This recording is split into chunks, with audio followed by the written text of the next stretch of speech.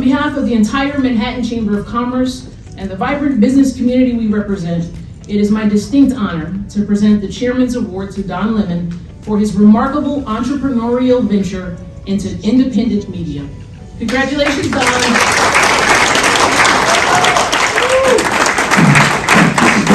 I'm better this way.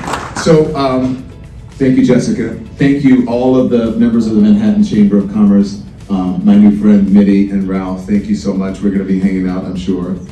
And everyone here at Vanderbilt tonight, I am honored and I am deeply grateful for this recognition. I accept this award not just as a journalist, but as an entrepreneur, which I never thought, an entrepreneur, right? As someone who decided to bet on himself, as someone who knows firsthand just how hard it is that bet can be, especially in a climate like this. These are tough times. These are tough times.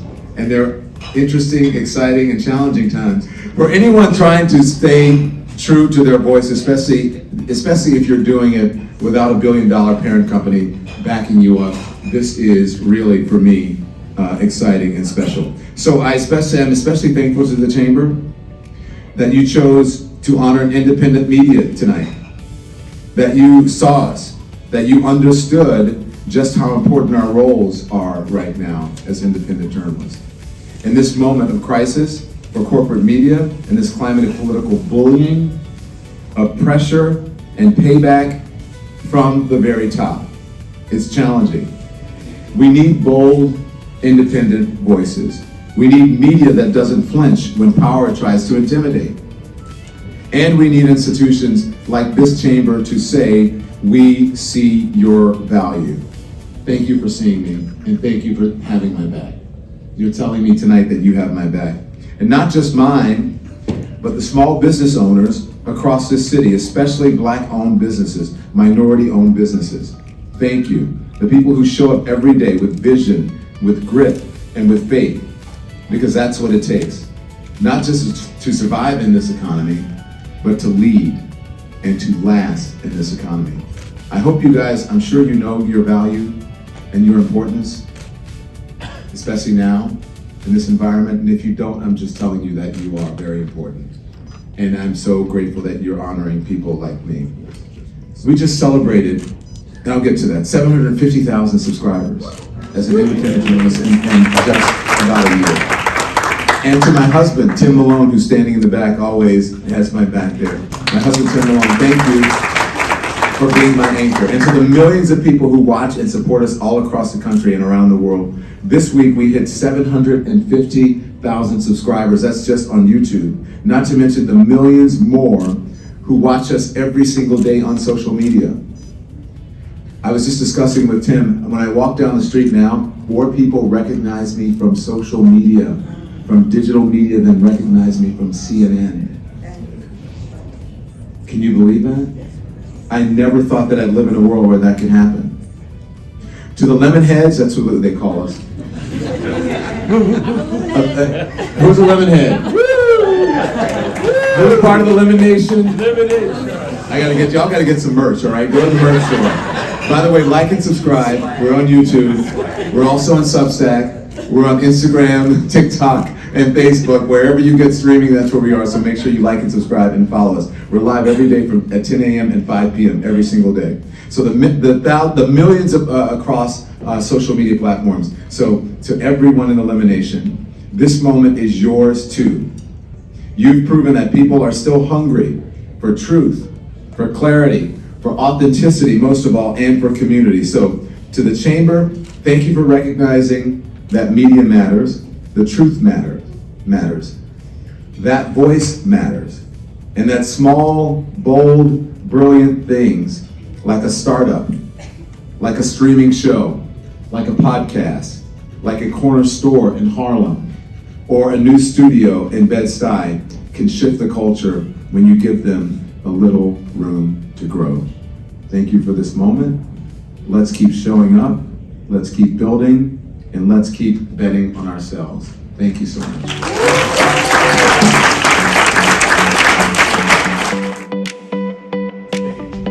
On behalf of the entire Board of Directors and the thousands of businesses that make up the Manhattan Chamber of Commerce, it is my honor and privilege to present you with our Chairman's Award. I am so humbled to accept this award, to be here with all of you, and I just want to thank the entire team and the board of the Manhattan Chamber of Commerce really for all of your partnership over the years. Your work supporting really the backbone of our local economy, lifting up small businesses, advocating for growth and for innovation has been essential to Manhattan's recovery and reinvention, but therefore, of course, essential to the city's overall recovery and reinvention. And I'm so proud to stand with you as someone who has spent the better part of her career doing everything that I possibly could to make the city work better and for more people. And I've always believed that New York doesn't move forward by accident. It moves forward because, of course, of people. People who refuse to accept the status quo, people who believe against all odds that our best days are still ahead. That is the spirit of our city, and it's the spirit of public service really at its best. Because we have to be honest, right? Public service today requires more than just a little bit of know-how. It requires, in my mind, and I've had a few weeks to reflect on this, but it requires a particular form, I think, of courage. And that's the courage to take the heat when you push for reforms that might be unpopular, but are necessary. The courage to stand up for long-term goals in a very short-term political environment. The courage to serve all New Yorkers, even when not all of them agree with you. And it's really that kind of courage that fueled one of the things that I'm most proud of that we did as a full administration, the City of Yes zoning reforms, which we championed not because it was easy, but because we knew that New York's future depended on our ability to build more housing more affordably and more quickly. And really, make no mistake, we knew that this work wasn't just a technical project. It was in fact a moral one, because at its core, housing is about who gets to belong in our city, about whether we are building a city for future generations or for just a privileged few. It's this courage that has driven ambitious projects here in Manhattan. And of course, it is going to take courage to shape and write this borough and this city's next great chapter. Because after all, we are a city that isn't just in perpetual motion, but we are in perpetual pursuit of becoming more livable, more inclusive, more resilient, more prosperous.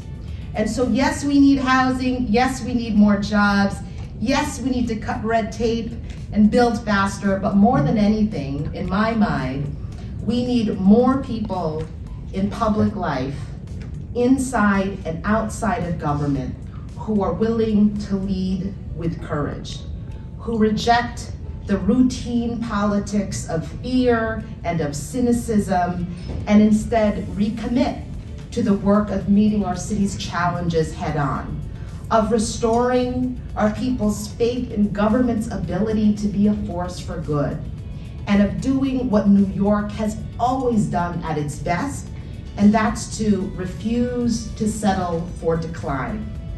And so I know that this is what animates the work of so many of you here today, whether you're running a business, advocating for your community, or shaping the city's next big idea. You are part of that coalition that keeps our city moving forward. So thank you again for this award, for your partnership, and most importantly, for your belief in a city that is worth fighting for. So let's keep building it together. Thank you.